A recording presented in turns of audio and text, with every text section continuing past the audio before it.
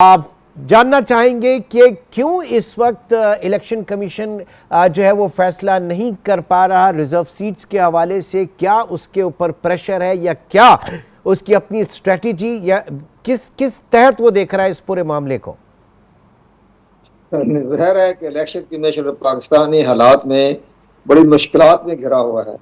सबसे बड़ी अहम बात यह है कि सुप्रीम कोर्ट ऑफ पाकिस्तान के 8 जजों का जो दोबारा जो वजाहत आ गई है वो बड़ी इम्पोर्टेंट है, बहुत ही अहमियत की हामिल है। उन्होंने इलेक्शन कमीशन को खबरदार किया है कि आपने 12 जुलाई के फैसले पर अमल दरामद करना ही करना है। न जो आप जो दे रहे हैं कि जनाब ये कोई इलेक्शन एक्ट तरमीमी बिल आ गया है जिसकी बना पर 12 जुलाई का फैसला गैर फाल है, ये मंतक दुरुस्त नहीं है। ये फैसला बाकायदा बरकरार रहेगा जब तक आप इस पर अमल दरामद नहीं करेंगे। एक बात, इलेक्शन कमीशन का मौक़िफ़ भी बड़ा मजबूत मौक़िफ़ है। इलेक्शन कमीशन पाकिस्तान का कहना यह है कि जनाब ठीक है कि आपकी वजाहत आ रही है, हम भी देख रहे हैं, लेकिन हमने जो 24 सितंबर को इलेक्शन कमीशन ऑफ पाकिस्तान ने आपके 14 सितंबर के फैसले की रोशनी में, आपकी वजाहत की रोशनी में हमने एक नजरिए सानते जो हैं वो सुप्रीम कोर्ट ऑफ पाकिस्तान के रजिस्ट्रार के जरिए जमा कराई, जिसमें हमारा मौक़िफ़ ये था कि यानी इलेक्शन कमीशन का मौक़िफ़ ये था कि 12 जुलाई का जो फैसला आया है ये आइन से मारवा है, आइन की खिलाफ वर्जी है, आइन से मुतसादम है और आपका जितना भी फैसला है ये मफरूजों पर मबनी है। साथ साथ उन्होंने इलेक्शन कमीशन ने यह भी कहा है कि चूंकि अब प्रैक्टिस प्रोसीजर अपना एक्ट बन चुका है तो जिसके तहत अब आज सरे 9 एक बेंच की तश्कील दी जाए और ये फुल बेंच, फुल कोर्ट। पहले जजों ने फैसला किया वो 13 जजों का फैसला है जिसमें 5 मुखालिफ थे, 8 हक में थे, वो बनता 13 जजों का ही है। लेकिन अब फुल कोर्ट बनती है तो 17 कोर्ट या 15 कोर्ट में बनती है, तो ये बड़ा एक अहम कानूनी और आईनी बुरहान पैदा हो गया। इलेक्शन कमीशन पाकिस्तान भी अपने मौके पर डट गया है कि जनाब पहले हमने जो नजरसानी की दरखास्त जमा कराई हुई है उस पर फैसला करें, इसके बाद हम आगे बढ़ते हैं। अब सुप्रीम कोर्ट ये कह रही है कि जनाब नहीं, हमने तो सिर्फ वजाहत जारी कर दी और आप इस पर अमल दरामद कर रहे हैं। अब इलेक्शन कमीशन पाकिस्तान इसलिए मुश्किलात में घिरा हुआ है कि एक तरफ पार्लियामेंट का एक्ट बन चुका एक्ट का जिसके तहत जिसको कहते हैं इलेक्शन एक्ट का तरमीमी एक्ट, दूसरी तरफ ये हो गया कि स्पीकर कौमी असम्बली ने भी, सूबाई असम्बली के स्पीकर पंजाब ने भी खत लिखने शुरू कर दिए कि जनाब लॉ ऑफ लैंड पर अमल दरामद करें। तो लॉ बन चुका है, जब लॉ बन चुका है तो सुप्रीम कोर्ट के सारे जितने भी फैसले आए हैं मखसूस नशिस्तों के हवाले से वो गैर फाल हो गए। तो ये इन लेटर्स की कोई कानूनी हैसियत, इफादियत है स्पीकर के लेटर्स की इसकी पूरे केस में? स्पीकर की तो मशावरत की उन्होंने, कानूनी हैसियत तो नहीं है। उन्होंने सिर्फ एक आइन के, उन्होंने जो इलेक्शन एक्ट तरमीमी बिल जो पास हुआ था उस पर उन्होंने तवज्जो दिलाई है कि जनाब इसकी रोशनी में अब इलेक्शन कमीशन पाकिस्तान आज खुद फैसला करने का मजाज है और सुप्रीम कोर्ट का जो फैसला गैर फाल हो गया। वो उन्होंने एक अपना एक मशवरा दिया है या उनकी तवज्जो मौजूद कराई है, लेकिन उसकी हैसियत तो नहीं है। लेकिन बहरहाल एक कौमी असम्बली का स्पीकर का खत आ गया। अब इलेक्शन कमीशन पाकिस्तान ये कह रहा है कि जो हमारी पहले नजर सानी की जो दरखास्त जमा कराई है रजिस्ट्रार के जरिए उस पर अमल दरामद कराए, उस पर फैसला दे, हम आगे बढ़े। तो ये मामला बड़ा गंभीर हो रहा है। लेकिन हमारी नजर में हम ये देख रहे हैं कि जनाब चूंकि 8 जजों का फैसला है तो 8 जज जो हैं वो अपने फैसले को मनवा कर रहेगी और उनको अगर रास्ते में कोई रुकावट पेश की तो मुमकिन है वो कंटेम्प्ट जारी कर दें।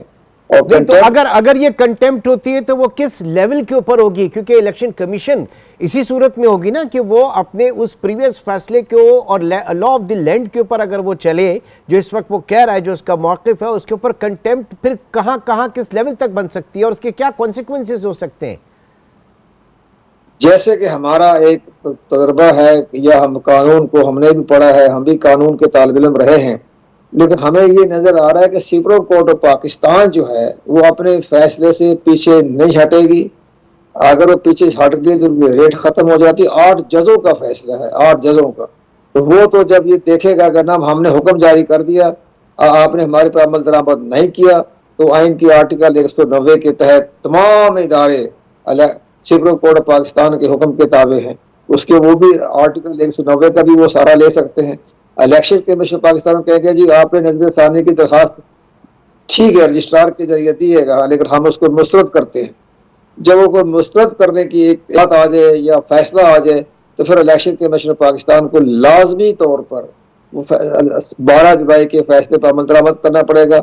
लेकिन इलेक्शन कमीशन पाकिस्तान का एक और पॉइंट भी है, हम भी इस पॉइंट को मानते हैं, हमारा पॉइंट वही है कि जनाब अगर सुप्रीम कोर्ट ऑफ पाकिस्तान इतना स्टैंड ले रही है तो फिर सुप्रीम कोर्ट ऑफ पाकिस्तान जो है, जो इलेक्शन एक्ट तरमीमी बिल बना था उसको भी वो कालदम करार दे सकती है। एक्ट है ना, एक्ट में तो कालदम करने के इख्तियारात है, तशरीह तो कर दी तो वजाहत के जरिए, लेकिन वो उस एक्ट को भी जो है कालदम करार दे सकती है। वो लंबा प्रोसीजर है, लेकिन बहरहाल मामला ये पड़ रहा है कि इलेक्शन कमीशन दोराहे पे खड़ा हो गया।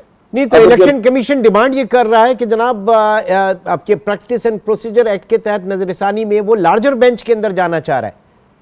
वो लार्जर बेंच बनेगा। तो जी ये जो फैसला आया है 12 जुलाई को, वो 13 जजों का फैसला है। वो चीफ जस्टिस ऑफ पाकिस्तान भी उसमें चेयरमैन थे, वो उसकी सरबराही में बना है। तो वो अब ये चीफ जस्टिस पाकिस्तान अगर बनाता है प्रैक्टिस प्रोसीजर के एक्ट के तहत, तो फिर लार्जर बेंच नहीं तो फुल कोर्ट बनेगी, और फुल कोर्ट बनेगी वो 15 जजों पर। तो 15 जज इकट्ठे करना, जमा करना, फैसला करना है तो बड़ा मुश्किल तरीन मरहला, लेकिन इलेक्शन कमीशन पाकिस्तान कंटेम्प्ट से बच जाएगा। लेकिन कहीं ना कहीं तो कोई बीच की राह होनी चाहिए ना, कुछ रास्ता निकलना चाहिए, या फिर जाहिर के जो सुप्रीम कोर्ट जजेस, ऑनरेबल जजेस ने जो इस वक्त वजाहत जारी की है उसी के ऊपर मामला आगे चले। तो आपको इन पर्सनल व्यू क्या नजर आ रहा है कि हालात किस तरफ जाएंगे? हालात बड़े इसलिए जाएंगे कि अगर इलेक्शन कमीशन अगर इस तरह से जो उन्होंने मुताल किया है, और सबसे बड़ी अहम बात यह है कि जब जज फैसला आ गया है, नजर सानी की दरखास्तें जमा हो चुकी हैं, तो वो अपना एक जजमेंट सुना दें, फैसला सुना दें। लेकिन जो वजहात आती है ना, उस वजहात की थोड़ी सी जरा एक प्रेस रिलीज के मुतरातिफ होती है। वजहात आ गई है जनाब, वजहात कोई कानूनी हैसियत नहीं इलेक्शन कमीशन पाकिस्तान की नजर में। बाकी भी हम देख रहे हैं कि वजहात क्या मतलब है। आप उनको फैसला दे दें, जब आप फैसला देंगे तभी तो आप आर्टिकल 190 के तहत कार्रवाई करने के मजाज हो गए ना। अब ये सारा मामला आ रहा है 25 अक्टूबर, अगर 25 अक्टूबर तक ये मामला लड़ता रहा तो फिर तो मामला बहुत सीरियस हो जाएगा। जस्टिस मंसूर शाह अगर बन जाते हैं चीफ जस्टिस, वो अपनी निगाह से देखेंगे। लेकिन इलेक्शन कमीशन पाकिस्तान को चाहिए, यानी आप एक सीवियर किस्म का आईनी बहरान इस वक्त देख रहे हैं। बहुत संगीन बुरहान पैदा हो जाएगा अगर इलेक्शन कमीशन पाकिस्तान ने मखसूस नशिस्तें मुख्तलिफ पार्टी में तकसीम कर दी और सुप्रीम कोर्ट ऑफ पाकिस्तान के 12 जुलाई के फैसले को नजरअंदाज कर दिया, तो फिर एक बहुत बड़ा आईनी बुरहान पैदा हो जाएगा। तो इदारे का तसादम का खतरा भी है, वो इलेक्शन कमीशन को भी तलब कर लेंगे। हाँ। और इसके बाद वो स्पीकर कौमी असम्बली को भी तलब कर लेंगे, आपने किस हैसियत से खत लिखा है। तो मामला बहुत आगे तक जाएगा। तो बेहतर तरीका यही है कि इलेक्शन कमीशन पाकिस्तान अपने सुप्रीम कोर्ट पाकिस्तान के मौजूदा चीफ जस्टिस से कहें कि हमने जो नजर सानी की दरखास्तें जमा करवाई हुई हैं उस पर इमीडिएटली जो है आप बेंच की तश्कील दे दें या फुल कोर्ट की तश्कील दे दें ताकि ये मसला हल हो जाए। ठीक। दूसरी तरफ अब ज़ाहिर है कि ये तो आईनी मामलात के ऊपर आपसे बात हुई। दूसरा मैं ये भी जानना चाह रहा था कि आज मुसलसल देख रहे हैं कि जनाब जो पॉलिटिकल कंसेंसस इन आईनी तरमीम के हवाले से बात की जा रही थी वो हुआ या नहीं हुआ। फिर इस वक्त दोनों हाउसेस के इजलास जो हैं वो भी होना थे। क्या नज़र आ रहा है? अभी तक कुछ भी नहीं हुआ। डेडलॉक कहाँ पे नज़र आ रहा है? थोड़ा सा इसके ऊपर भी कमेंट करना चाहें सर। इसमें सबसे बड़ा अहम मुल्की मफाद के तहत, मुल्क के मफाद के तहत जो एक कदम उठाया है वो मौलाना फजल रहमान, उन्होंने बहुत मंतक के बादशाह हैं। वो मंतक समझते हैं कि मदरसे के पढ़े हुए ना, वो मुल्तान के मदरसे के, तो मंतक पढ़ी हुई उन्होंने। तो मंतक के तहत उन्होंने सारे सियासतदानों को शिकस्त दे दी। वो सारे उनके घरों में चक्कर लगा रहे हैं। बिलावल भी तस्त जा रहा है, PTI भी जा रही है, असर जरदारी ने भी प्रोग्राम बनाया था जाने का, वो नहीं गए। लेकिन बहरहाल प्राइम मिनिस्टर बार बार जा रहे हैं। लेकिन मसला सबसे बड़ी अहम बात है कि सबसे बड़ा अहम सियासी रोल जो है वो अदा कर रहा है बिलावल जरदारी। बिलावल जरदारी ने पूरे पाकिस्तान में जलसे भी कर रहे हैं, जुलूस भी निकाल रहे हैं, रैली भी निकाल रहे हैं, प्रेस टॉक्स भी दे रहे हैं। लेकिन मुझे समझ ये नहीं आ रही कि नवाज शरीफ साहब इतनी बड़ी सियासी जमात के सरबराह हैं, बड़े मुदब्बर सियासतदान हैं, तो उन्होंने ना कोई आवाम के अंदर कोई तहरीक नहीं चलाई, कोई मुतहरक नहीं हुए। अब वो ड्राइंग रूम में हस्ब रवायत जो कि खानदानी रवायत है वो खाने खिला देते हैं 50 तरह के, बमा भिंडी के, वो सारे मामला को देखते हुए तो ये अब खाने खिलाने से बात नहीं बनती ना, आवाम को मोटिवेट करें। अब उन्होंने बिलावल जरदारी रात हैदराबाद में खिताब कर रहा था और वहां से एकदम वो रात को 1 बजे मौलाना फजल रहमान के घर पहुंच गए। तो ये सारे जाहिर है कि इस पूरी एक्सरसाइज में बहुत कद काठ जो है बिलावल भुट्टो जरदारी का उसमें इजाफा हुआ है और मौलाना की सियासत जो है वो भी इस वक्त जाहिर है कि वो लीड कर रहे हैं इस पूरे मामले को लेकर। तो उनकी जो आला तरीन सलाहियतों के ऊपर उनका पूरा समझ लें कि जो पॉलिटिकल कैरियर है वो इस वक्त खड़ा है। बहुत बहुत शुक्रिया कंवर दिलशाद साहब आपके कीमती वक्त का, थैंक यू वेरी मच। देखें कि मामला आगे कहाँ जाता है। इलेक्शन कमीशन जो है जो इस वक्त तारीख के इंतहाई अहम तरीन और नाजुक तरीन दोराहे के ऊपर खड़ा है, आगे आने वाला वक्त, आगे आने वाले फैसले उसको कहां लेकर जाते हैं।